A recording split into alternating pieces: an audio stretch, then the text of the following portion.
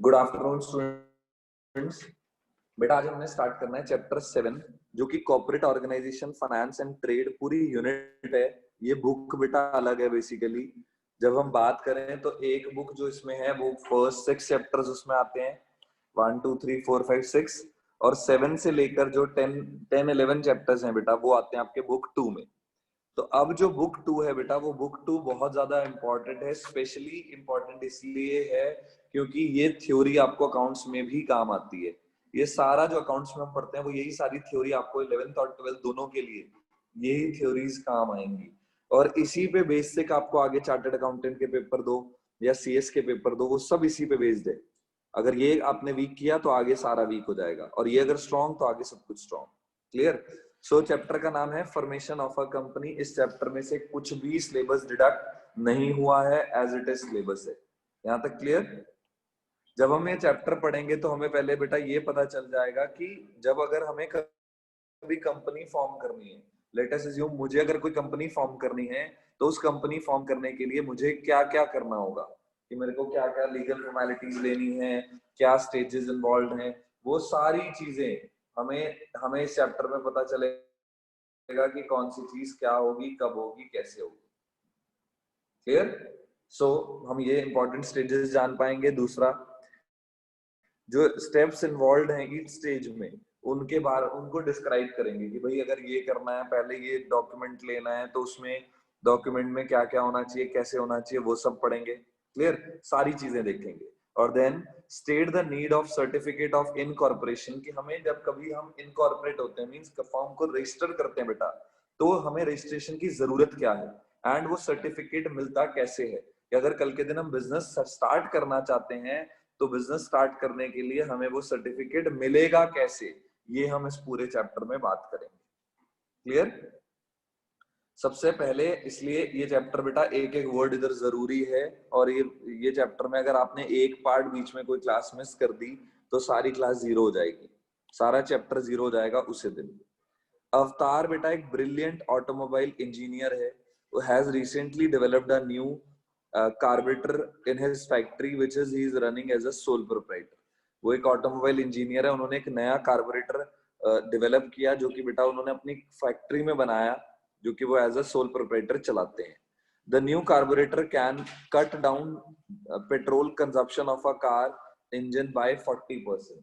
ये जो new car engine है, इससे जो अगर हम जैसे हमारा 100 रुपए का तेल लगता था तो सिर्फ 60 का लगेगा, सीधा 40% का डिडक्शन दे दिया, 40% का फायदा दे दिया, जो कि एक बहुत ज्यादा फायदेमंद चीज है ना।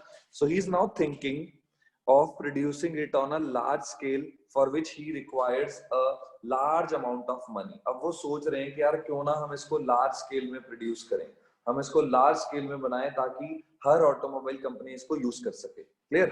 तो अब उसके लिए उन्होंने क्या करा, he is to evaluate different forms of organisations for doing the business of manufacturing and marketing his carburettor. अब उन्होंने क्या करा, उन्होंने ये डिसाइड किया कि यार अब हम इसको लार्ज स्केल में अगर करेंगे तो वो ये इवैल्यूएट कर रहे हैं कि हम कौन कौन सी जो डिफरेंट फॉर्म ऑफ ऑर्गेनाइजेशन है वो बना सकते हैं। उसके लिए वो एनालिसिस कर रहे हैं कि यार अगर मैं इसमें जाऊं तो क्या फायदा क्या नुकसान, दूसरे में जाऊं क्या फायदा क्या नुकसान, वो। So he decides against converting his sole proprietor to partnership as the requirement of funds for the project is large and the product being new there is a lot of risk involve. अब उन्होंने क्या decide किया कि यार अब ये sole proprietor में नहीं, मुझे अगर इसको एक्सपैंड करनी है प्रोडक्शन तो मुझे सोल प्रोप्राइटर से हटाकर इसको कहाँ ले जाना पड़ेगा, मुझे पार्टनरशिप डेवलप करनी पड़ेगी। क्यों? क्योंकि पार्टनरशिप में एक तो क्या होगा, हमारे पास फंड जो है वो ज्यादा आ जाएंगे, है ना। दूसरा कि अगर कल के दिन कोई रिस्क है तो रिस्क भी शेयर हो जाएगा, सिर्फ एक बंदे पे रिस्क नहीं रहेगा, रिस्क आप शेयर कर सकते हो। So he is advised to form a company. तो उनको एडवाइस दिया गया कि भाई आप सोल प्रोप्राइटर नहीं या पार्टनरशिप नहीं, आपके लिए बेटर रहेगा कि आप क्या फॉर्म करो, कंपनी फॉर्म करो।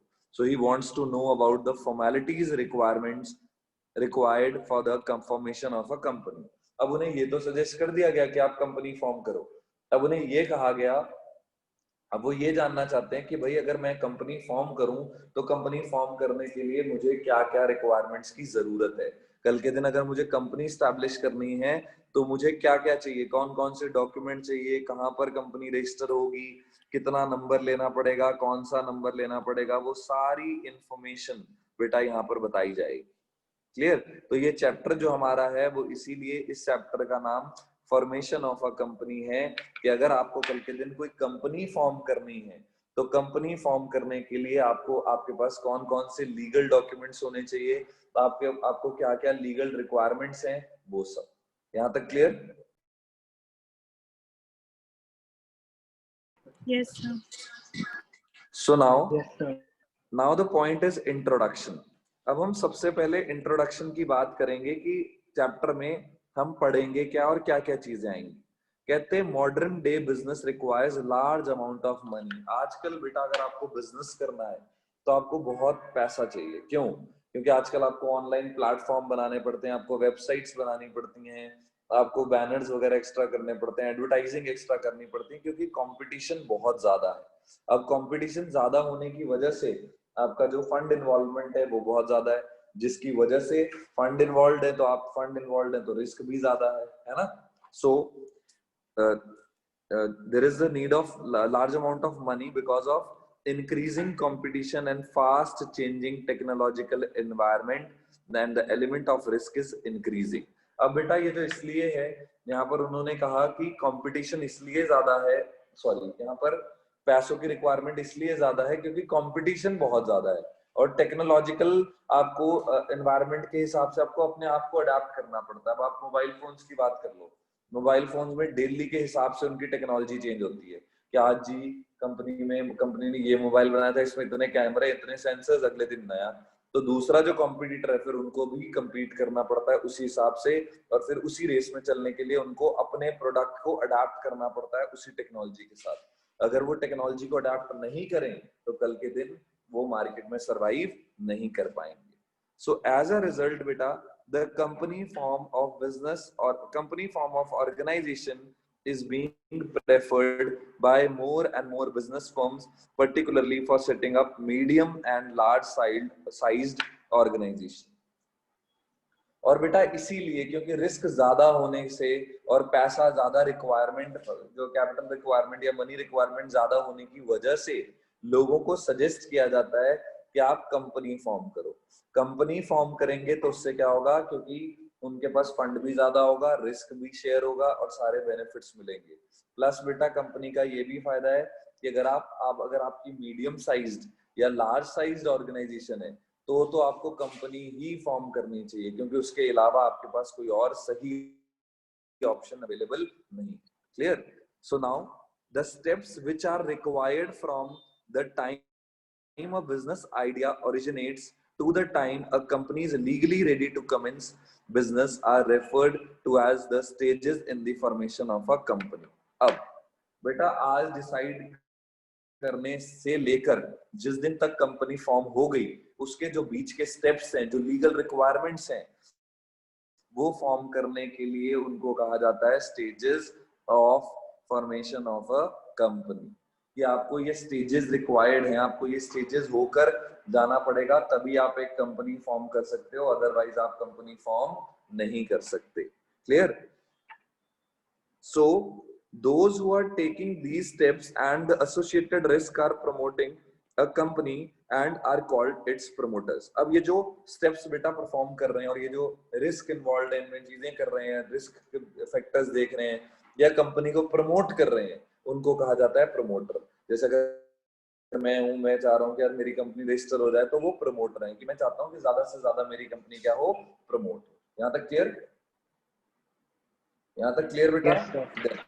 सो बेटा ये जो प्रेजेंट चैप्टर है ये हमें यही बताएगा details the stages in the formation of a company, कि एक कंपनी को फॉर्म करने के लिए आपको क्या क्या स्टेजेस से जाना पड़ता है, and also the steps required to be taken in each stage so that a fair idea about these aspects can be made. और बेटा इसमें ये बताएंगे कि हर स्टेज में ताकि प्रॉपरली फेयर आइडिया हो, इसलिए सारी चीजों को प्रॉपरली किया जाएगा, पूरे स्टेप्स प्रॉपरली लिए जाएंगे ताकि कल के दिन ऐसा ना हो कि कंपनी के अगेंस्ट कोई लीगल एक्शन ले ले। इसलिए कंपनी पूरा फेयर तरीके से चलेगी ताकि कोई फ्यूचर में कोई प्रॉब्लम उनको लीगल बेसिस पर उनके ऊपर कोई प्रॉब्लम ना आए। यहां तक बेटा किसी को कोई डाउट? बोलो बेटा, किसी को कोई डाउट है? नेक्स्ट, तो ये इंट्रोडक्शन था जिसमें कि बेसिकली यही बताया कि हमें इस चैप्टर में पढ़ना क्या क्या है, हमारा जो चैप्टर है उसमें टॉपिक क्या क्या है। अब हमारा टॉपिक आया फॉर्मेशन ऑफ अ कंपनी, कि अगर आप एक कंपनी फॉर्म कर रहे हो तो बेटा कंपनी फॉर्म करने के लिए आपको बहुत सारी लीगल रिक्वायरमेंट्स होती हैं, कंपनी ऐसे ही फॉर्म नहीं होती। सो formation of a company is a complex activity, ये बहुत मुश्किल है। जैसे हम पढ़ते थे ना सोल प्रोप्राइटर बहुत इजी है फॉर्म करना, कंपनी इतना इजी नहीं है। It involving a complexion completion of legal formalities and procedure, बहुत सारी लीगल फॉर्मेलिटीज और प्रोसीजर्स होते हैं जो आपको फुलफिल करने पड़ते हैं। To fully understand the process one can divide the formalities into 3 distinct stages। अब बेटा पूरी तरह से प्रोसेसेस को समझने के लिए यहाँ पर फॉर्मेलिटीज को 3 स्टेजेस में बांटा हुआ है, ये सारे नोट कर लेना अलग से। प्रमोशन, सबसे पहले बेटा प्रमोशन अंडरलाइन कर लो, then incorporation and then subscription of capital. Clear?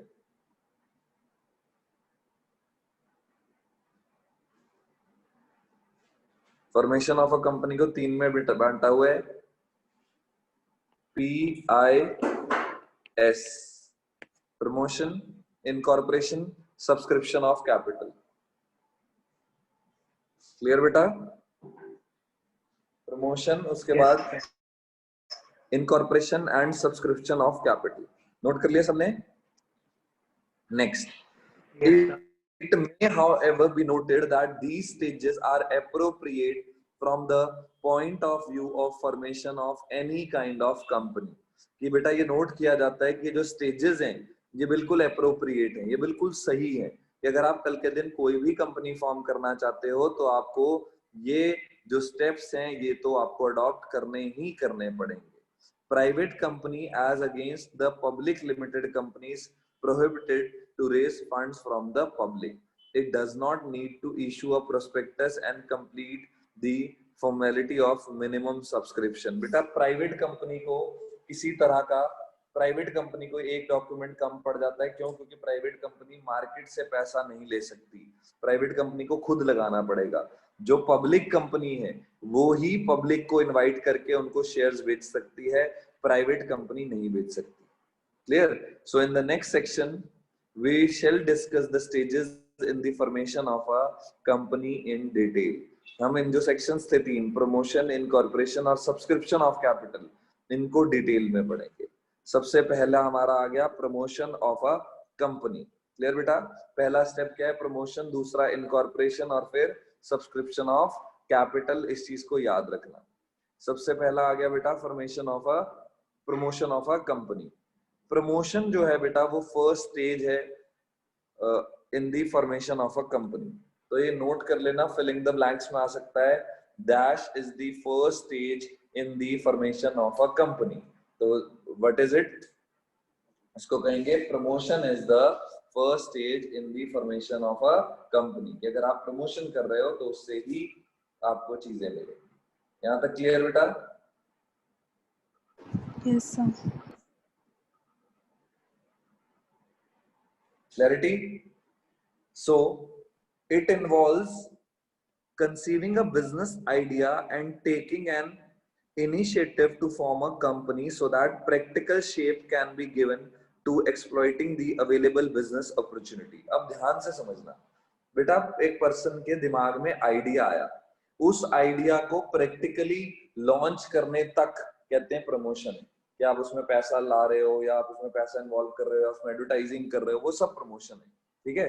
तभी कह रहे हैं कि बिजनेस आइडिया आ गया और उसको आप प्रैक्टिकल शेप दे रहे हो कि भाई कल के दिन अगर ये मौका हमारे पास है, मेरे पास एकदम से आइडिया आया कि यार हमें इलेक्ट्रिक व्हीकल बनाने चाहिए, कंपनी के पास आइडिया आया, तो कंपनी ने क्या करा बेटा, फटाफट वहां पर प्रमोशन करना शुरू कर दिया ताकि कल के दिन इलेक्ट्रिक आइडिया की जो अपॉर्चुनिटी है ये मतलब आपसे चले ना जाए। क्लियर बेटा? सो इसलिए प्रमोशन को किया जाता है। Thus it begins with somebody having discovered a potential business idea, कि किसी ने एक पोटेंशियल बिजनेस आइडिया डेवलप कर लिया। any person or a group of persons or even a company may have discovered an opportunity. कोई person बेटा individual के दिमाग में भी आइडिया आ सकता है ना, वो भी उसके दिमाग में भी आ सकता है, कंपनी के भी आ सकता है, कल के दिन कंपनी भी ऐसा डिसाइड कर लेती है. So if such a person or a group of persons or a company proceeds to form a company, then they are said to be promoters of the company. जैसे बेटा हम सब हैं, हम सब ने सोचा, हमने बैठ के ग्रुप ने डिसाइड किया कि हम ऐसी कंपनी को बनाएंगे, तो हम सब बेटा क्या हुए इस कंपनी के, बताओ क्या हुए? प्रमोटर्स. वेरी गुड, हम सब क्या हुए बेटा इस कंपनी के प्रमोटर्स, क्योंकि हम सब चाह रहे हैं कि हमारे एक आइडिया है उसको हम फिजिकल शेप देना चाहते हैं, तो हम सब सारे क्या बन गए इसके प्रमोटर्स. क्या बन गए बेटा हम सब? प्रमोटर. नेक्स्ट, क्लियर यहाँ तक? सो a promoter is said to be the one who undertakes to form a company with reference to a given project and to set it going, and who takes the necessary steps to accomplish that purpose. कहते हैं promoter क्या है? Promoter एक person है जो company को form करना चाहता है, जो कि उसने अपने जो गिवन रेफरेंस है, जो गिवन उसने प्रोजेक्ट्स बनाए हैं, उससे वो फिजिकल फॉर्म उसे देना चाहता है, ताकि जो मकसद है उसका वो पूरा हो सके. तो उसके लिए वो काम क्या करेगा? वो प्रमोट करेगा चीजों को, कि ज्यादा से ज्यादा चीजें करेगा ताकि वो कंपनी को अपने लीगल तरीके से स्टैब्लिश कर सके. Thus, apart from conceiving a business opportunity, the promoters analyze its prospects and bring together the men, material, machinery, managerial ability and financial resources and set the organization going. अब कहते हैं सिर्फ ये नहीं कि बिजनेस आइडिया ही लाना, ये नहीं, साथ साथ अपने जो जितने भी फ्यूचर मतलब प्रोस्पेक्ट्स होता है, फ्यूचर को देखना, साथ साथ फ्यूचर को देखते हुए अपने लोगों को कनेक्ट रखना ग्रुप में, मटेरियल्स को जोड़ के रखना, मशीनरी प्रॉपर रखना, मैनेजरियल एबिलिटीज जो रिक्वायर्ड है वो होना, और फाइनेंशियल रिसोर्सेज जो कि जहां जहां पर जरूरत है उन सबको मैनेज करना, ये भी बेटा प्रमोटर की ड्यूटी है. क्या है ये प्रमोटर की बेटा ड्यूटी? कि अगर ऑर्गेनाइजेशन एक तरह से हम कहें तो प्रमोटर की ड्यूटी क्या है? Smooth functioning. क्या है बेटा? Smooth functioning. क्लियर? क्लियर बेटा?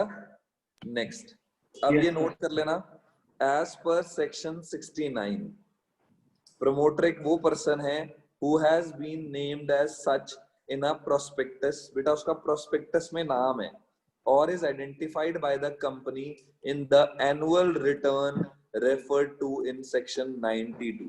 कि कल के दिन कोई रिटर्न आता है तो उसमें वो आइडेंटिफाइड है, पूरी तरह से चीजें बनाई हुई हैं, कि उसको पूरा आइडेंटिफिकेशन मिला हुआ है कि हाँ यार ये चीज ऐसे है.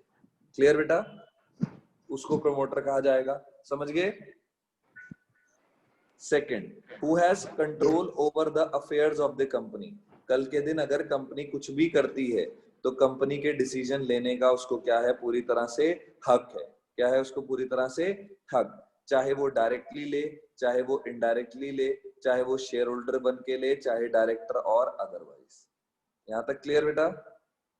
सर फर्स्ट पॉइंट क्लियर नहीं हुआ, एक बार समझाते फिर से.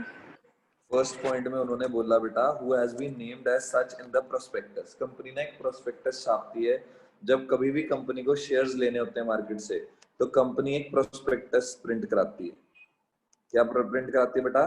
प्रोस्पेक्टस. उस प्रोस्पेक्टस में क्या होता है कि कंपनी में जो कंपनी के जो प्रमोटर्स हैं उनका नाम लिखा जाता है, और वो आइडेंटिफाई हो जाते हैं कि कंपनी के कभी भी कोई एनुअल रिटर्न जब शो करते हैं तो वहां पर भी उनका नाम आता है कि नीचे ये प्रमोटर्स हैं जो कि एनुअल रिटर्न दे रहे हैं.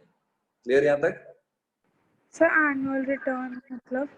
हर साल बेटा कंपनी ना एनुअल रिटर्न बताती है कि हमने 1000 रुपए लगाए थे, 120 हमारे पास मतलब 1000 लगाए थे, 1100 वापस आए, तो 10% का फायदा हुआ. ये रिटर्न हमेशा कंपनी शो करती है अपने एनुअल उसमें जो शीट्स होती है उनमें. क्लियर? ताकि लोग ज्यादा से ज्यादा उन कंपनी के शेयर्स खरीदें. समझ गए? Yes sir. नेक्स्ट सेकंड जो था बेटा, सेकंड क्या है? Who has control,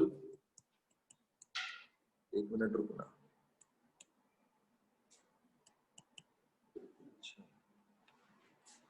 who has control over the affairs of the company, जिसका बेटा कंपनी अगर कुछ भी कर रही है, कल के दिन कोई भी डिसीजन ले रही है, तो उस बंदे का भी उसमें बहुत बड़ा रोल है। उसको क्या कहा जाएगा? प्रमोटर। क्या कहा जाएगा बेटा उसको? प्रमोटर। डायरेक्टली या indirectly, whether as a share holder, चाहे शेयर होल्डर में ले रहा हो, वो पार्टिसिपेट कर रहा हो, चाहे डायरेक्टर बन के कर रहा हो, या अदरवाइज किसी भी तरीके से कर रहा हो, वो बीच में अगर पार्टिसिपेट कर रहा है और कंट्रोल कर रहा है, तो वो प्रमोटर कहलाएगा। क्या कहलाएगा बेटा वो? Promoter. So in accordance with whose advice, directions or instructions the board of directors of the company is accustomed to act. अब बेटा इसी की एडवाइस पे कल के दिन ये एडवाइस देगा, ये डायरेक्शंस देगा, ये इंस्ट्रक्शंस देगा बोर्ड ऑफ डायरेक्टर पे कि कल के दिन आप ऐसा करो, ये करो, क्योंकि प्रमोटर का ही सबसे बड़ा रोल है। However, it is provided that nothing in the sub clause shall apply to a person who is acting merely in a professional capacity. ये बेटा सिर्फ मतलब वही होगा कि यहाँ पे उन्होंने बोला कि जो ये प्रोवाइड किया जाएगा, पूरी तरह से सब क्लॉज दिया जाएगा, बताया जाएगा कि ये पर्सन है जो कि जिसके पास प्रोफेशनल कैपेसिटी है कल के दिन इन सबको गाइड करने की, इन सबको इंस्ट्रक्ट करने की, इन सबको डायरेक्ट करने की। समझ गए? यस। क्लियर? कि मतलब इसके अलावा, इनके अलावा बेटा कोई भी उसको रिफ्यूज नहीं कर सकता। क्लियर बेटा? कि इनके अलावा ऐसा कोई प्रोफेशनल कैपेसिटी किसी और के पास नहीं होगी। यहां तक क्लियर बेटा? नेक्स्ट, आफ्टर थॉरोली, जब बेटा पूरी तरह से एग्जामिन होगी the feasibility of the idea, कि भाई क्या ये आइडिया सही है, द प्रमोटर असेंबल रिसोर्सेज, वो रिसोर्सेज जनरेट करना शुरू करेंगे, जो जरूरी डॉक्यूमेंट्स होंगे उनको बनाएंगे और नेम देंगे, and perform various other activities to get company registered, और बहुत और भी तरह की एक्टिविटीज करेंगे ताकि कंपनी को क्या हो, कंपनी की रजिस्ट्रेशन पूरी हो, and obtain the necessary certificate enabling the company to commence business, और जो जरूरी सर्टिफिकेट्स रिक्वायर्ड हैं वो सर्टिफिकेट्स को वो कलेक्ट करेंगे जो कंपनी स्टार्ट करने के लिए चाहिए। तो thus the promoters perform various functions to bring a company into existence। तो जो प्रमोटर है बेटा वो बहुत तरह के फंक्शंस परफॉर्म करता है ताकि कंपनी बेटा एग्जिस्टेंस में आए, कंपनी प्रॉपरली चले, ठीक है, किसी तरह की कोई दिक्कत ना। तो प्रमोटर्स का बहुत बड़ा रोल है कंपनी को चलाने में।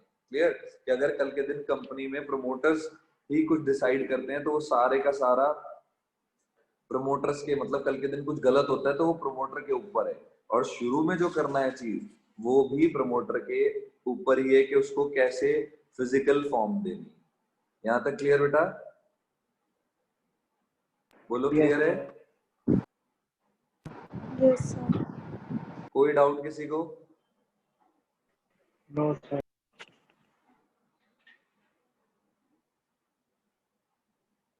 तो इसको डेली रिवाइज करो, जो हम पढ़ रहे हैं इसको अगर आप प्रॉपरली रिवाइज करोगे तभी आगे जा पाएगा, नहीं तो आगे ये अटक जाएगा, ये आगे से आगे कनेक्टेड है।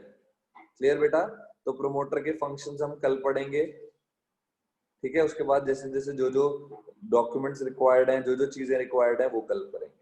क्लियर? आज के लिए इतना सफिशिएंट है।